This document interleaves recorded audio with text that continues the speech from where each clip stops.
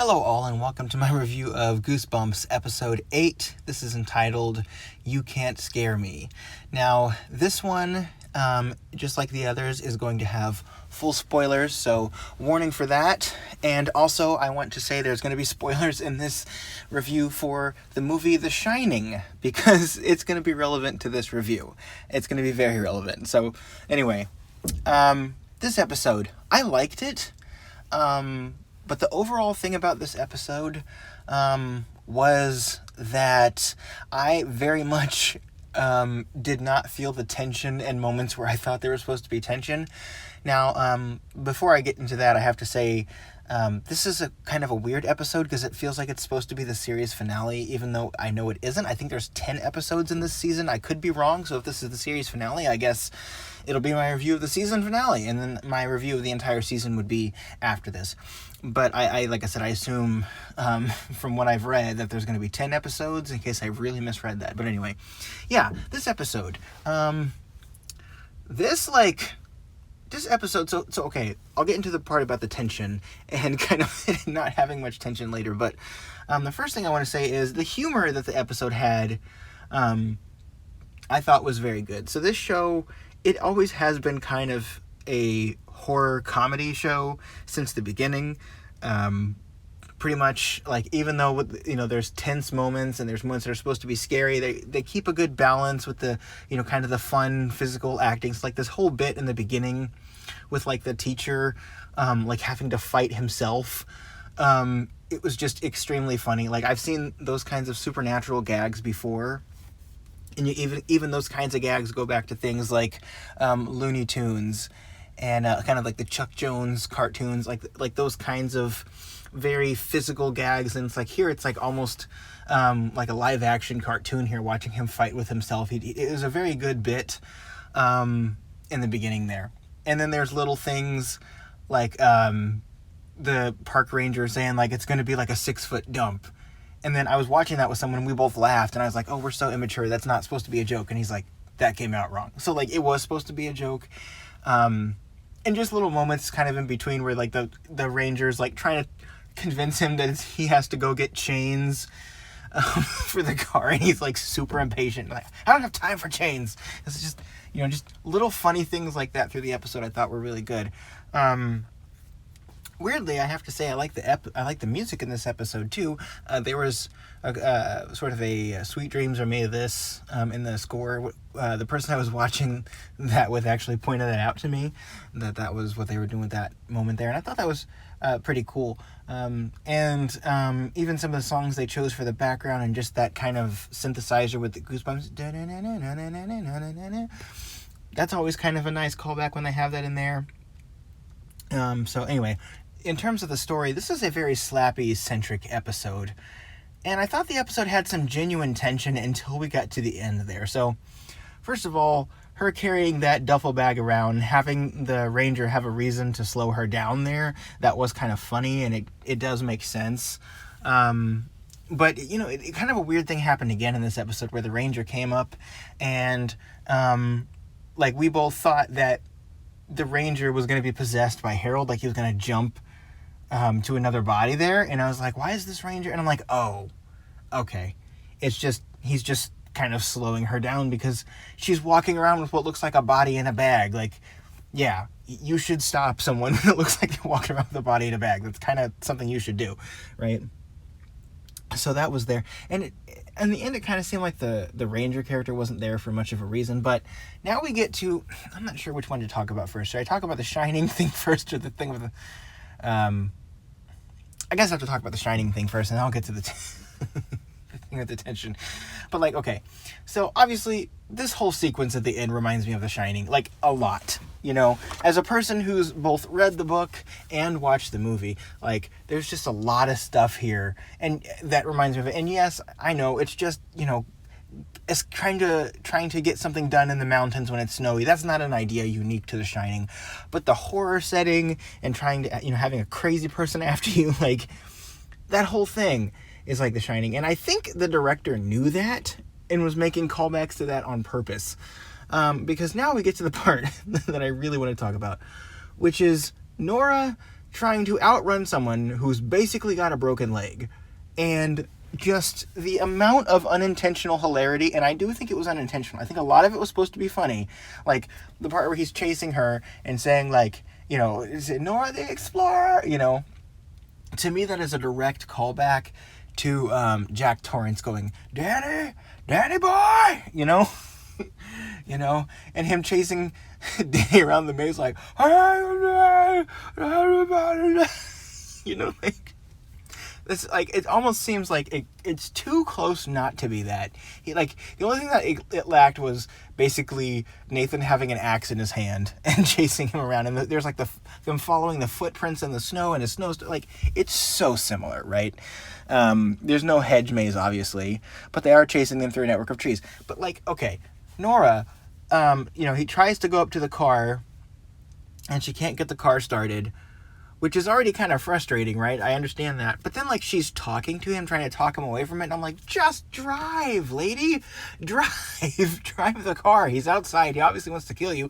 Drive the car, right? But she couldn't get it started, so maybe I'm being too harsh there. That's kind of the cliche horror criticism, right? I'm not saying, like, I'm not yelling at the writers or anything. It's just, like, that was my instinct at the time. Like, lady, just please drive, right? But then after that, she drives the car, and, like, basically he flies off and essentially breaks his leg, or like splits something or cracks something or severely twists it or strains it or something, you know, to that leg, where he basically has to limp the entire time, and somehow he keeps outrunning her.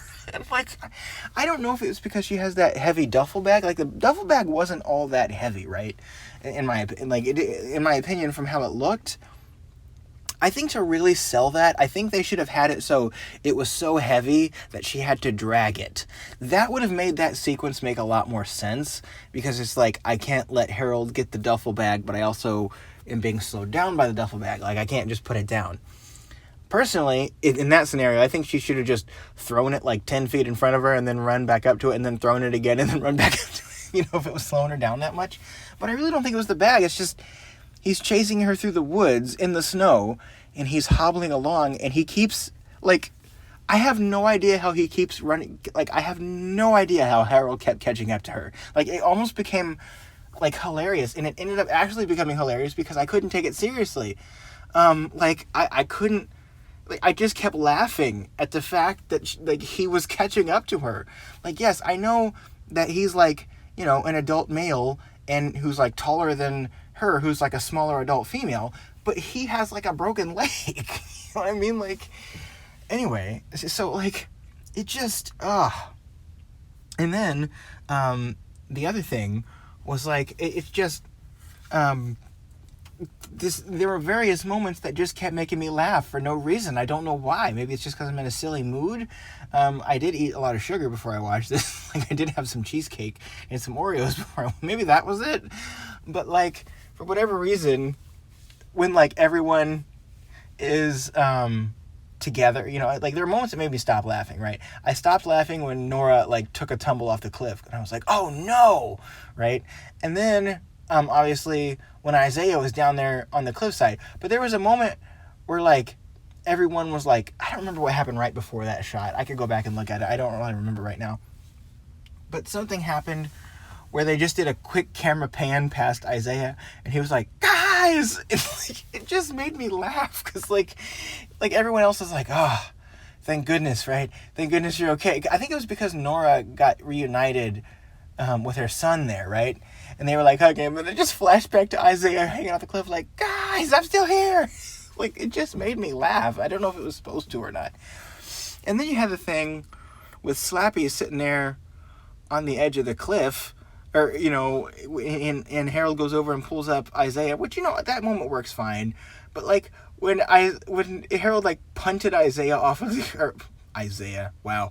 When Harold punted Slappy off the cliff, like, he didn't really punt, he kind of, like, threw him, he's basically like the quarterback, and he just, like,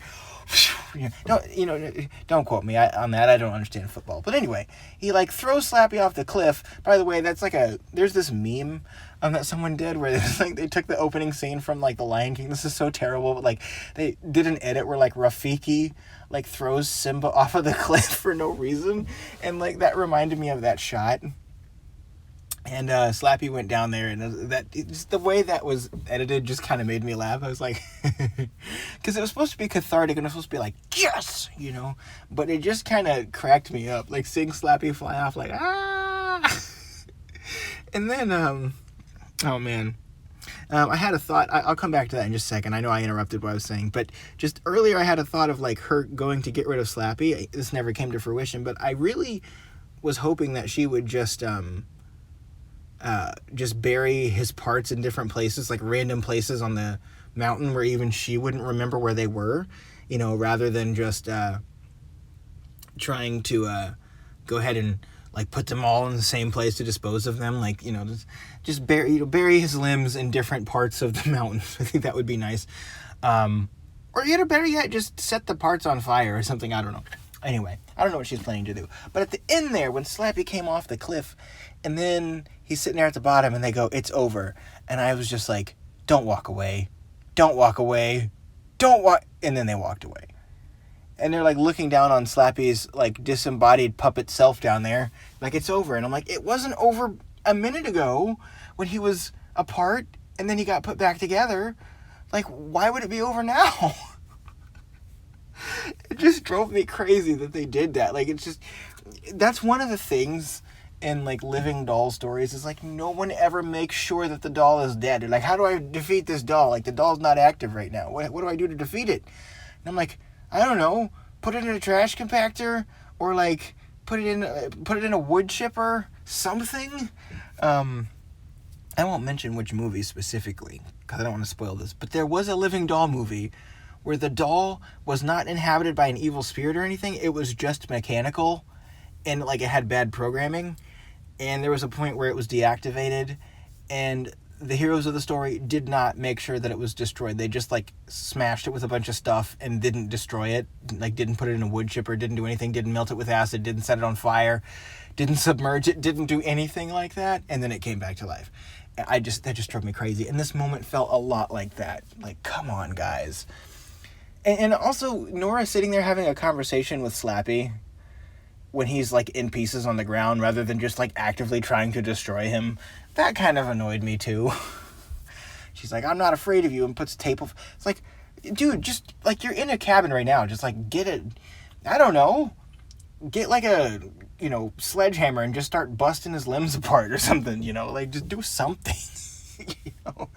But I guess like Slappy is not as much of a threat in this one. He does teach people how to do these weird spell things where you can like turn people into dummies, I guess, which is kind of like killing them, which was confirmed because Harold's parents got killed in this one. But like, he doesn't really, like, he's not like a killer doll, right? He doesn't like go around and like, push people off of cliffs or something. Like, he doesn't really do that. He just kind of influences people, right? Which actually makes him more of a villain that's terrifying, because it's not saying like, oh, this is a living doll that can physically attack you. It's just this doll has magic. But they never really do anything with it, like in the other books, as dumb as some of those things were in the Goosebumps book with Slappy, right? Goosebumps books with like Slappy trying to ruin like kids' school plays and stupid stuff like that. Like, at least he was going around physically doing something, And it was later on where they did the whole soul thing, where like they started making Slappy a lot darker, right? With that, I think, if I'm remembering that correctly. Like Slappy a lot of the time is just a nuisance, but in this he's kind of like, they don't do anything really with him except for the thing with Harold's parents, but like he doesn't really have a threat of that very often, so it's kind of weird. Anyway, so Slappy's down there. I like the part with Harold getting reunited with his parents. I'm sure that's something from the book series. I feel like I've read something like that in one of the Goosebumps books before. I never read the book You Can't Scare Me, so I don't know how much of these callbacks were already there, but definitely the Shining movie came out before that book was written, just because of the timeline. But anyway, I saw there was going to be like a Next Time on Goosebumps trailer there. I don't ever watch those because usually they spoil the whole thing. I was kind of surprised by a lot of the stuff in this series, because I heard someone say that, like, we've seen the whole series in the trailer, and it's like, I didn't watch the trailer. But I'm curious to see what they're going to do with the story next time. Are we going to wrap up the Biddle thing, or are we going to keep going with the Biddle thing? I have no idea, right? So I'm curious to see what that's going to do. I don't know how long we're going to have to wait for their other episodes. I assume it's going to be they're going to release one a week going forward. Anyway, we'll see what happens going forward. But I liked this episode. It's just there was so much about it that just, I think, was not supposed to be funny that was funny. There's a lot of moments that were supposed to be tension. Like, the only tension I really felt in this episode was, like, when Isaiah was hanging off the cliff and when the mom got sent down there. But, I'll say this too. A thing about modern shows is a lot of networks do not want to kill established characters. So a character that just joins for the season, this is especially true of streaming shows, a character that joins this season, this current season, right, whatever show you're watching, that character might get killed. But, like, established fan favorite characters, like, they don't kill off characters. Like, there's no stakes. Like, in a lot of movies, especially kids movies nowadays, not that I just want death and destruction all the time. Like, I think that's a negative thing, right? But I think it's also okay to show your audience, number one, that it's, possible to deal with death in a way that, like, it's possible for someone that you know and love to die without it completely destroying your entire life. Like, it sucks, and it's something that's extremely sad, right? But death is a part of life, and everyone has to learn to deal with it.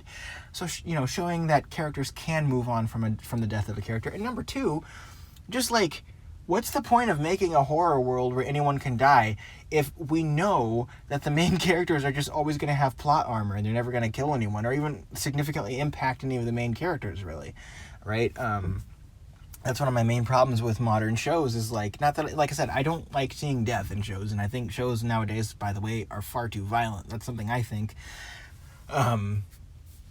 But, like, you don't want to have the one angle, when I don't have to name the specific show, but, there's a few shows where, like, they just keep killing off the main characters mercilessly. It's almost like it's a random roulette. So you don't want that, but you also don't want it where it's like there's no stakes, Like, at least add some stakes to it, where, someone could get hurt. So anyway, that's a whole other thing. But anyway, overall, I like this episode, but I'm wanting to see more actual scariness and tension. What the point I was trying to make with that was just saying that, like, I didn't feel very much actual tension because the only parts where someone was in danger, I knew they weren't going to kill that character, really. I guess Nora, I didn't really know because she's, like, one of the parents. And, like, I knew they weren't going to kill any of the kids. Like, they were never going to have Isaiah fall off a cliff. They were never going to do that, right? But the parents, they might kill the parents, I thought. So the moment with Nora actually had some tension. But other than that, no, none of them did. I was just laughing as Nathan was chasing Nora around with his leg. Anyway, let me know what you thought of this episode. Liked it overall. Could have been better. Thank you very much for listening. I will see you guys next time. Bye-bye.